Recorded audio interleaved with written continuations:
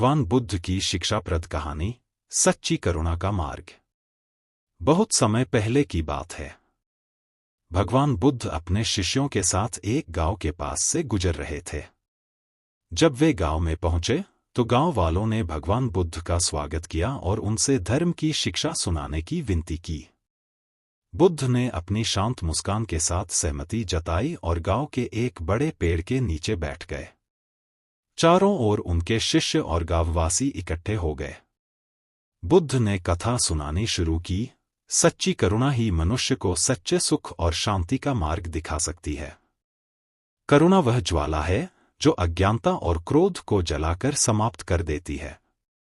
करुणा केवल दूसरों के प्रति दया नहीं है, बल्कि यह अपने भीतर की शांति को खोजने का साधन है। इसी गांव में एक गरीब किसान रहता था। उसका नाम विमल था। विमल अपने खेतों में दिन रात काम करता, लेकिन उसकी मेहनत के बावजूद उसे कभी भी पर्याप्त अनाज नहीं मिल पाता। विमल के जीवन में कठिनाइयां थीं, लेकिन वह किसी से कोई शिकायत नहीं करता था। उसका स्वभाव बहुत ही शांत और सरल था, लेकिन एक चीज थी जो उसके मन में कड़वाहट पैदा करती थी। उसका पड़ोसी, एक धनी जमींदार, जो हमेशा विमल को तिरस्कार की दृष्टि से देखता और उसकी गरीबी का मजाक उड़ाता था। विमल हमेशा सोचता, क्यों भगवान ने मुझे इतना कष्ट दिया है और मेरे पड़ोसी को इतना धन, लेकिन वह कभी किसी से कुछ नहीं कहता। एक दिन जब विमल ने भगवान बुद्ध के गांव में आने की खबर सुनी, तो वह भी उन्हें सुनने के लिए वहां पहुंचा। वह बुद्ध की शिक्षा से प्रभावित हुआ और उनके करीब जाकर बोला, भगवान, मैं सच्चे सुख और शांति की तलाश में हूं। मेरे जीवन में इतना दुख क्यों है? मेरा पड़ोसी हमेशा मेरा अपमान करता है और मैं उससे बदला लेना चाहता हूं। क्या मुझे उसके साथ वैसा ही व्यवहार करना चाहिए जैसा वह मेरे साथ करता है? बुद्ध ने शांतिपूर्ण स्वर में कहा, विमल, दूसरों की गलतियों का जवाब क्रोध से देना उचित नहीं है। क्रोध को क्रोध से समाप्त नहीं किया जा सकता, केवल करुणा ही क्रोध को समाप्त कर सकती है। विमल को बुद्ध की बातें समझ में नहीं आईं, इसलिए उन्होंने एक छोटी कथा सुनाई। एक समय की बात है, एक नगर में एक चोर रहता था। वह नगर के सबसे धनी व्यक्ति के घर में चोरी करने गया। जब वह चोरी कर रहा था, तभी उस घर का मालिक, जो एक संत था, जाग गया। संत ने चोर को देखा, लेकिन उसे कुछ भी नहीं कहा। चोर ने संत से पूछा, तुम मुझे रोकते क्यों नहीं हो? मैं तुम्हारा सब कुछ ले जा रहा हूं। संत ने मुस्कुराते हुए कहा, तुम जो चाहो ले सकते हो, लेकिन याद रखना, अगर तुम किसी का कुछ चुराओगे तो वह चीज कभी तुम्हारे लिए शांति नहीं ला पाएगी। चोर ने संत की बातों पर ध्यान नहीं दिया और सभी कीमती चीजें लेकर चला गया। लेकिन अगले ही दिन उसके मन में बेचैनी बढ़ने लगी। उसे संत की बातें बार बार याद आने लगीं। वह जितना अधिक सोचता, उतना ही उसका दिल अशांत हो जाता। आखिरकार वह वापस संत के पास आया और कहा, तुम्हारी बातें मेरे दिल को चुभ रही हैं। अब मैं समझ गया हूं कि मैंने तुम्हारी चीजें चुराकर वास्तव में खुद की शांति खो दी है। संत ने कहा, यह सच है। जब हम दूसरों का नुकसान करने की सोचते हैं, तो वास्तव में हम अपनी आत्मा को नुकसान पहुंचाते हैं। सच्ची शांति केवल करुणा और दया से प्राप्त होती है, न कि क्रोध या द्वेष से। भगवान बुद्ध ने विमल की ओर देखते हुए कहा, इस संसार में हर व्यक्ति अपने अपने दुखों से जूझ रहा है। लेकिन क्रोध और द्वेष से हम केवल अपने जीवन को और अधिक कठिन बना लेते हैं।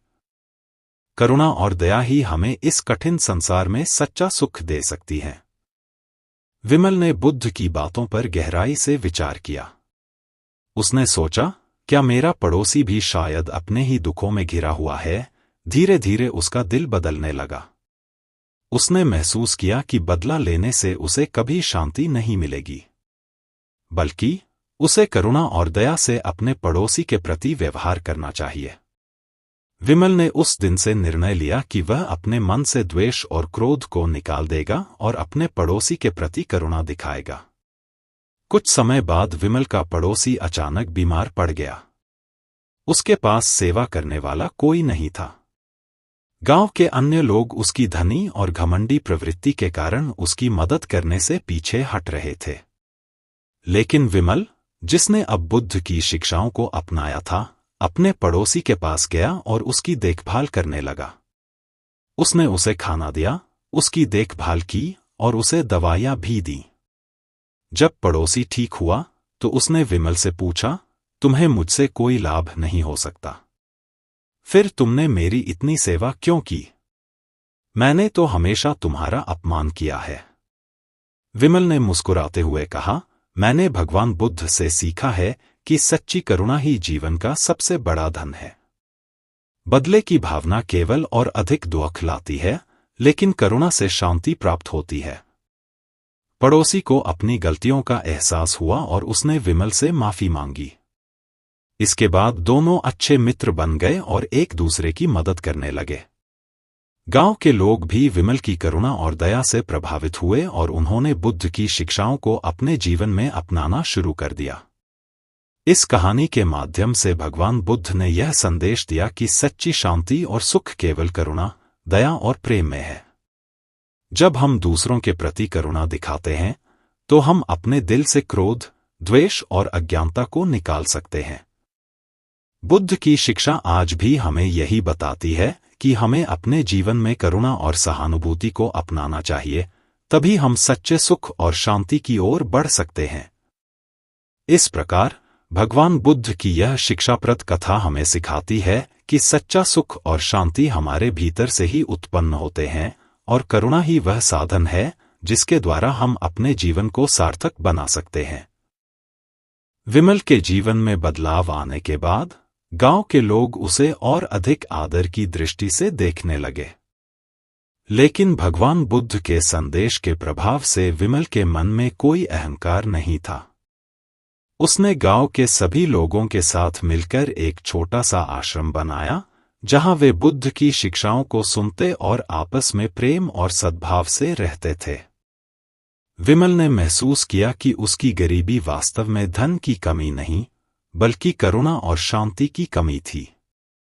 जब उसने अपने हृदय में करुणा को स्थान दिया, तो वह सच्चे अर्थों में धनी हो गया।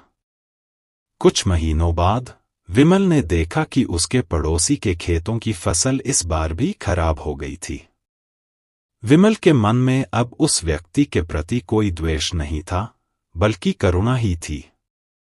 उसने अपनी थोड़ी सी फसल अपने पड़ोसी को दे दी। पड़ोसी, जिसने पहले विमल का मजाक उड़ाया था, अब उसे अपना सच्चा मित्र मानता था और उसके व्यवहार से बहुत प्रभावित था।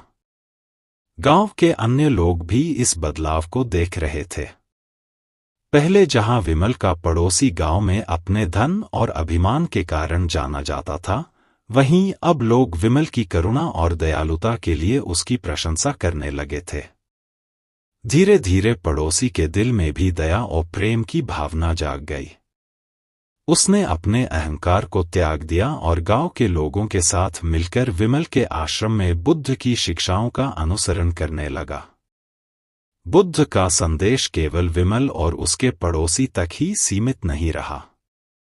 गांव के और भी लोग भगवान बुद्ध के उपदेशों से प्रेरित होने लगे। वे समझने लगे कि जीवन का असली उद्देश्य दूसरों की सेवा और करुणा से भरा होना है।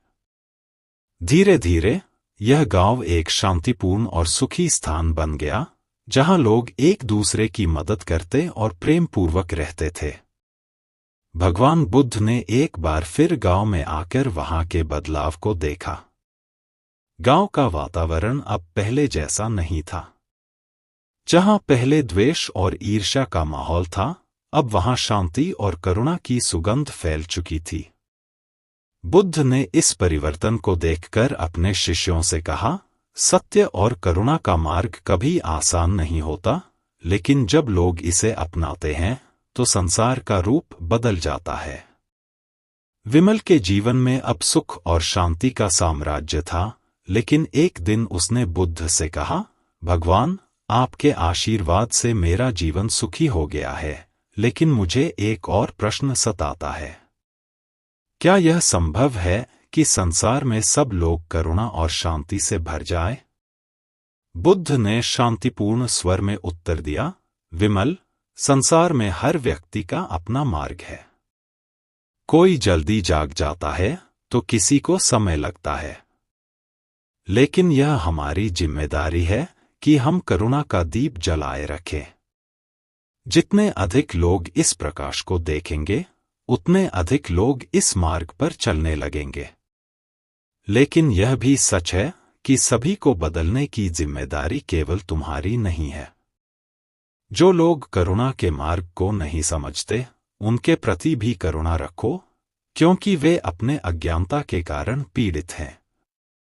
विमल ने यह सुना और गहरी संतोष की भावना से भर गया।